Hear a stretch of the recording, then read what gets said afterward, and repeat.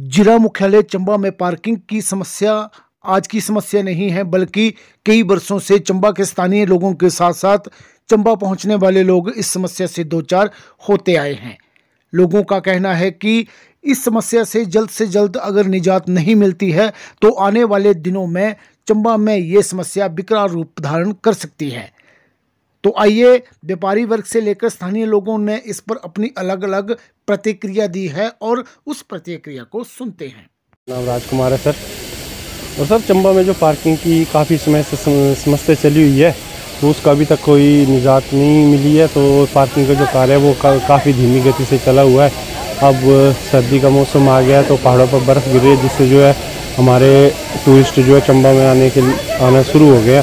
पर यह चंबा में देखा जाए तो पार्किंग की जो समस्या है वो कई सालों से चली आ रही है जी, जिसका अभी तक कोई भी सल्यूशन नहीं निकला है।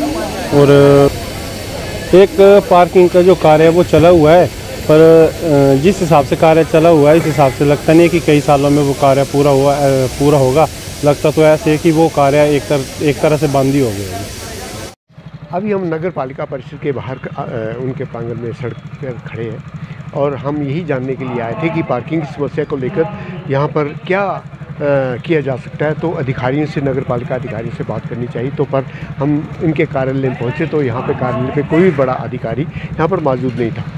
साफ तौर से देखा जा सकता है कि यहाँ पार्किंग की समस्या इतनी जटिल है कि लोग अगर एक सेकंड के लिए भी गाड़ी खड़ी करते हैं तो उनका 500 रुपये से लेकर 1000 रुपये तक चालान कर दिया जाता है, जिससे कि लोग काफ़ी परेशान हैं और लोग मांग कर रहे हैं कि इस पार्किंग की समस्या को हल किया जाए। पर अब किससे इस बात को पूछा जाए, ये बड़ा सवाल जरूर है। जैसा कि हम सब जानते हैं, हमारे चंबा शहर में जो वाहन हैं वो उनकी जो भी पार्किंग की समस्या है वो दिन प्रतिदिन बढ़ती जा रही है। जहाँ तक मैं बात करूँ कार पार्किंग की समस्या, तो उसके समाधान के लिए सरकार व प्रशासन द्वारा एक महत्वपूर्ण कदम उठाया जा रहा था, लेकिन उसमें भी व्यवधान पड़ चुका है। उसमें भी किसी ने जो है उस कोर्ट से स्टे ले लिया है, जो कि मैं ऐसा मानता हूँ कि एक सही कदम नहीं है।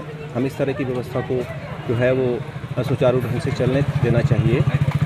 जहाँ तक अब त्योहारी सीज़न की बात है तो लोग बाज़ार में आ रहे हैं, दोपहिया वाहनों पे आ रहे हैं, चौपहिया वाहनों में आ रहे हैं। तो अगर कोई व्यक्ति दोपहिया वाहनों में आता है और यदि उसने कोई 20 या 30 रुपए की चीज़ भी खरीदनी पड़ती है तो उसको अपनी बाइक कहीं ना कहीं आसपास जो है पार्क करनी पड़ती है। इतनी देर में पुलिस उन्हें आके तंग करती है और उनको 500 का चालान जो है वो काट के हाथ में उनके थमा दिया जाता है। अब इससे व्यापारियों को भी नुकसान होता है, इससे ग्राहकों को भी नुकसान होता है। दोपहिया वाहनों के लिए जो एकमात्र विकल्प ये हो सकता है कि जो चौगान नंबर 3 पहले वहाँ पे पार्किंग होती थी, परंतु अभी वहाँ पे किसी भी तरह की पार्किंग के लिए जो है जो व्यवस्था है उसको बंद कर दिया है। तो कम से कम दोपहिया वाहनों के लिए चौगान नंबर 3 में पार्किंग की व्यवस्था होनी चाहिए, ताकि कहीं ना कहीं जो भी ये ट्रैफिक जो जैम हो रहा है उसमें कमी आ सके।